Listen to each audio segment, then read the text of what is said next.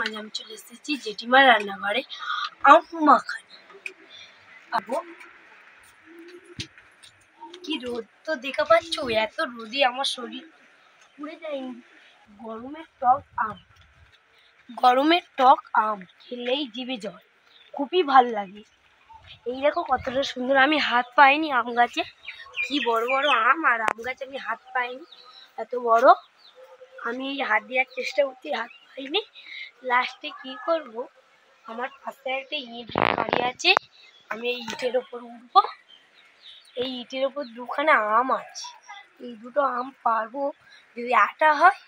তাই আমি একটা গামলি নিয়ে পেরে নেব। আম পাড়ার সঙ্গে সঙ্গে আমি একটা গান ধরবো সাইজে। তোমরা বড়ও নিয়ে নিতে পারো, কচিও নিয়ে বেশি কচি নিলে গালে আবার ঘা হয়।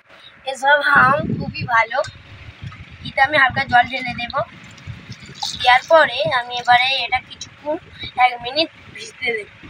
আমগুলো 1 মিনিট ভিজিয়ে নিয়েছি। এবারে আমের আটাগুলো জলের সাথে মিশে গিয়েছে, আমি গায়ে নোংরাগুলো ওগুলো ধুয়ে নেব।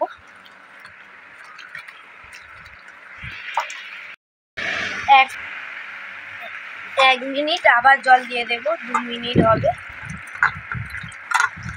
আমি স্টোপার নিয়ে নিয়েছি, তোমরা বুটিয়ে ছাড়াতে পারো, স্টোপারে ছাড়াতে পারো।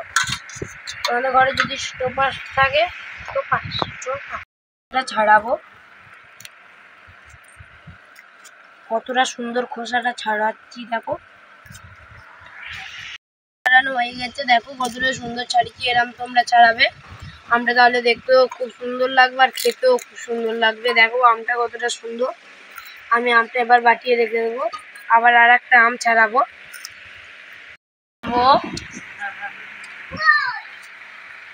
না, আমটাকে আমি ছাড়িয়ে নিয়েছি, এবার আমটা আমি কেটে নেব।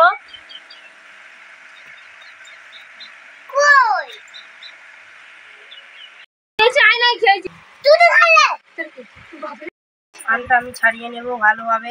আমটা পড়ে কতটা সুন্দর আমটা আমি ধরেছি দেখো, টুনটে। আমি এবার এটা মাখিয়ে নেব ভালোভাবে। ঝটাপট গরমের জিভে জল, আম খেলেই খুবই ভালো লাগে।